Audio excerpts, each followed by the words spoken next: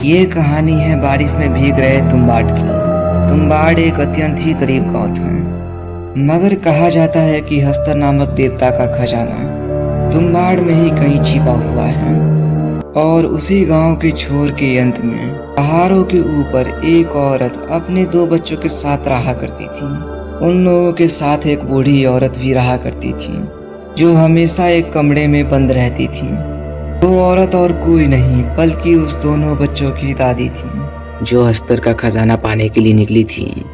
उसे हस्तर का खजाना तो मिला, साथ ही उसे एक बीमारी भी मिली। एक ऐसी बीमारी जिसमें इंसान का शरीर कभी भी नहीं मरता और उसे भूख की ऐसी तलब होती है कि सामने इंसान आए या जानवर उसे जिंदा ही मारकर खा जाता है।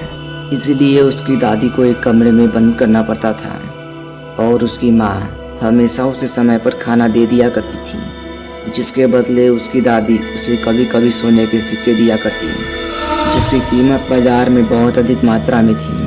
और ये लोग उस बुढ़िया को सोने मिलने के लालच में ही जिंदा रखे हुए थे। ऐसे ही एक दिन की बात है, शैलेश और सदानंद दोनों भाई आपस में खेल रहे थे। तभी अचानक सदानंद पेड़ से नीचे गिर जाता है। गिरने की आवाज़ सुनकर शैलेश दौड़ते हुए सदानंद के पास जाता है। वहां पहुंचकर वह देखता है कि सदानंद का सर पत्थर पर गिर चुका था और सर से लगातार खून बह रहा था। सामने का यह दृश्य देख शैलेश घबरा जाता है और माँ को बुलाने के लिए चला जाता है। उसकी माँ सदानंद को बगल के गांव के वैद्य के पास लेकर जाने लगती है। जाते जाते वह अपने बड़े बेटे शैलेश से कहती है कि आज उस बुढ़िया का खाना उसे ही देना होगा, और बुढ़िया अगर भूख से उठ जाए और उस पर हमला करने लगे तो उससे कहना सो जा वरना हस्तर आ जाएगा।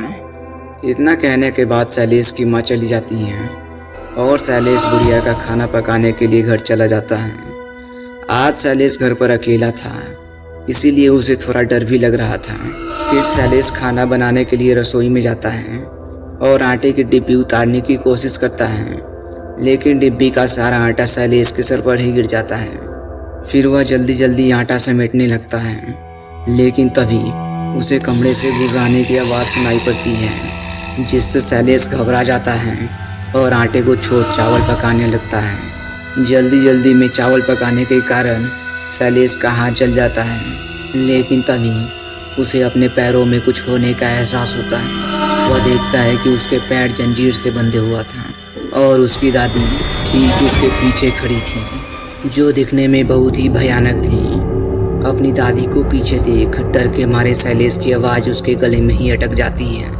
फिर उसकी दादी शैलेश को घसीटते हुए कमरे में ले जाने लगती है, क्योंकि आज उसकी दादी को खाना नहीं मिला था, इसलिए वह शैलेश को ही खाने वाली थी। अपनी मौत को सामने देख शैलेश माँ के द्वारा बताए गए शब्दों को याद करने की कोशिश करता है, लेकिन वो शब्द उसे याद आ ही नहीं रहे थे।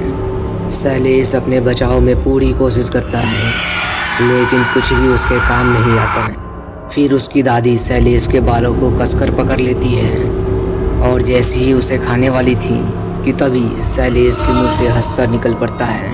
हस्तर नाम सुनते ही डर के मारे शैलेश की दादी पीछे हट जाती है। हस्तर नाम से अपनी दादी को डरता देख शैलेश बोलता है, सो जा वरना हस्तर आ जाएगा।